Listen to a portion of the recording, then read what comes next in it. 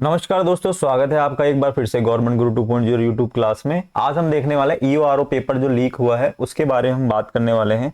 आपको सबको पता है कि ईओआरओ का रिजल्ट आ चुका है। रिजल्ट आने के बाद काउंसलिंग भी स्टार्ट हो गई और काउंसलिंग के अंदर एक अभ्यर्थी जो है फर्जीवाड़ा करके जो है डॉक्यूमेंट्सों के साथ छेड़छाड़ करके पास भी हो चुका था और उसके बाद उसने एग्जाम दिया, पास हो चुका था और वो अब डॉक्यूमेंट वेरिफिकेशन कराने गया तो उसको आयोग ने जांच के दौरान पकड़ लिया और उसके ऊपर जो है कार्रवाई जांच की चल रही है।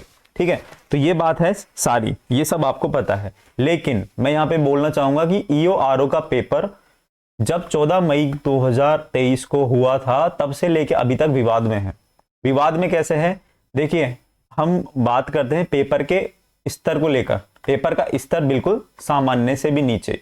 ठीक है, उसके बाद हम बात करते हैं दो शिफ्ट में पेपर कराने का। दो शिफ्ट में पेपर कराने की जरूरत क्या थी, काफी सारे सवाल है वो मैं इसमें उठाने वाला हूं।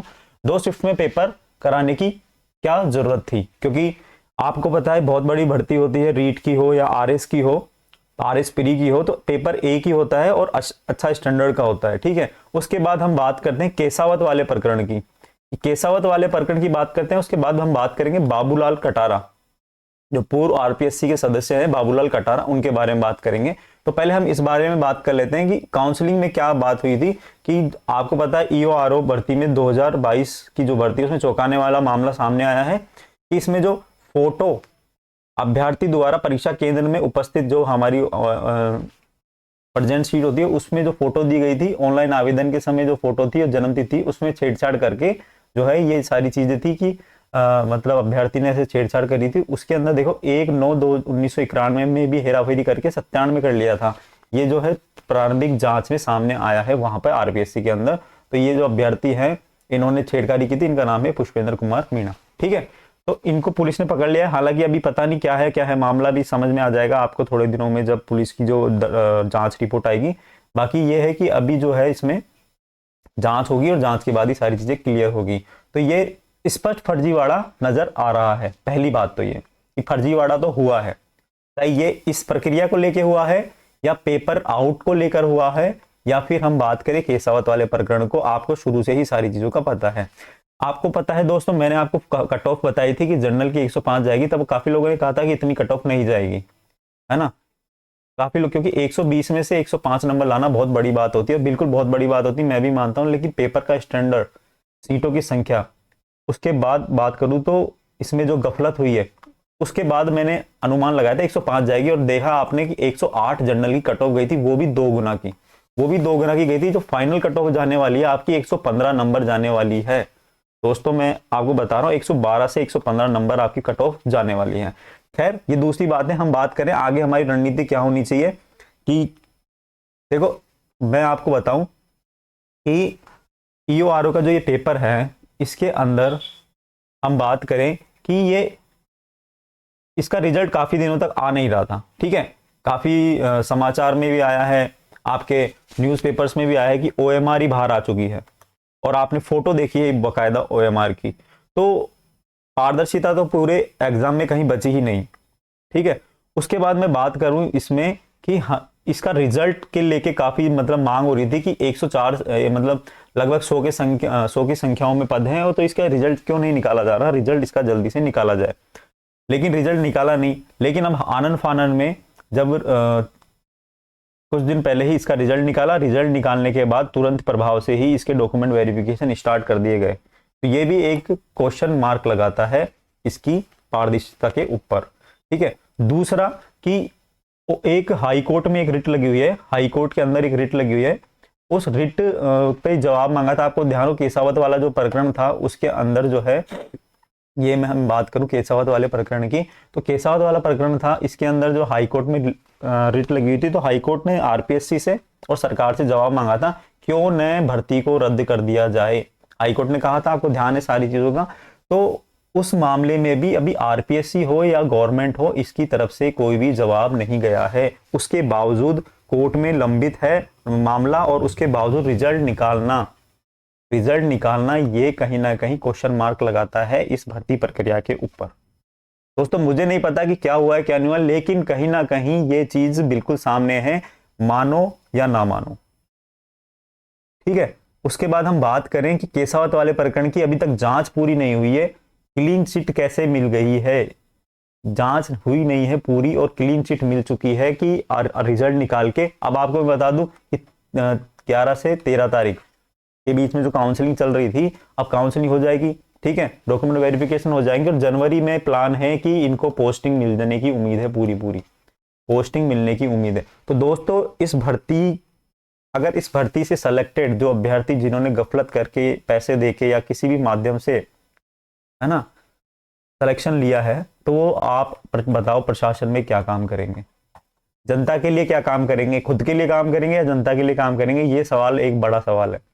उसके बाद मैं बात करूं कि आपको ध्यान है केसावत वाला प्रकरण, ये मामला कोर्ट में चल रहा है, उसके बावजूद भी ये जो है आप इनके आयोग ने रिजल्ट निकाला है ना, खुद ने जवाब दिया नहीं है ना, उसके बाद भी आपको मैं बताऊं कि अभी जो आपके जो जनवरी के अंदर पोस्टिंग मिल जाएगी, ठीक है, कट ऑफ निकल जाएगी, रिजल्ट आ जाएगा। अब एक बड़ा सवाल आता है बाबूलाल कटारा।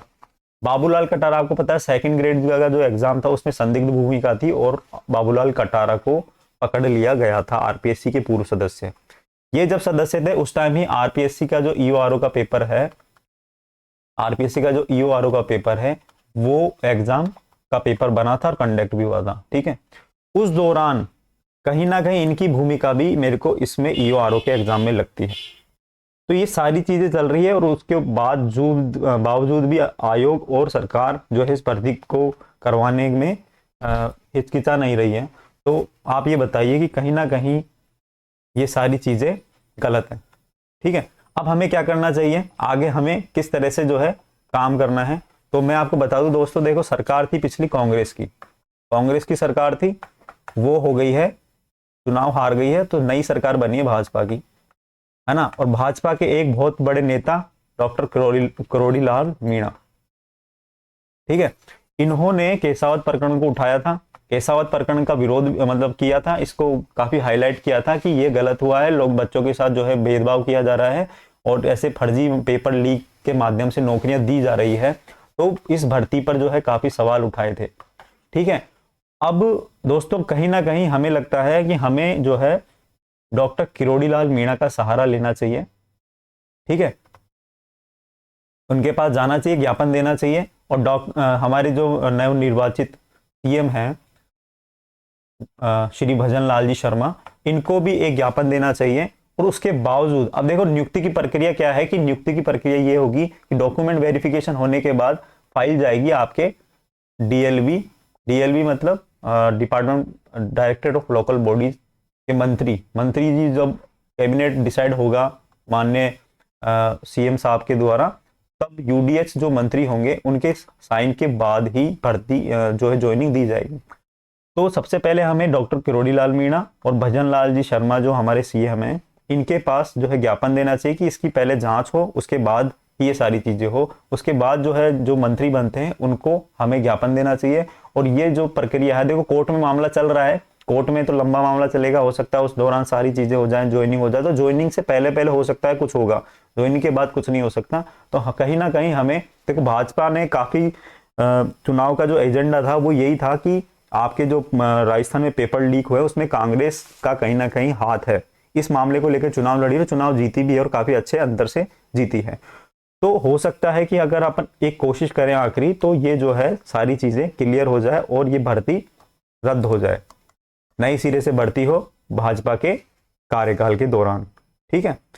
तो हमें डॉक्टर किरोड़ीलाल मीणा और भजन लाल जी शर्मा जी से और यूडीएच मंत्री जो भी बनेंगे उनसे बात करनी चाहिए और उसके बाद इसकी जांच होगी। और जांच होने के बाद देखो केसावत वाला प्रकरण सबको पता है, ठीक है, और इन्होंने भी कहा था कि ये जो है मतलब आरपीएससी ने भर्ती में पेपर लीक किए हैं, बहुत भर्तियों में पेपर लीक किए हैं और ये ईओआरओ की भर्ती भी इसमें शामिल थी। तो कहीं ना कहीं हमें इनको ज्ञापन देना चाहिए और ज्ञापन देने के बाद जो है आपकी सारे रास्ते आगे के निश्चित होंगे, ठीक है। तो दोस्तों मैं आज ये आपके सामने फैक्ट रखने आया था और ये सारी चीजें हैं कि अगर आपको अंतिम प्रयास करना है तो इस तरह से किया जा सकता है, ठीक है।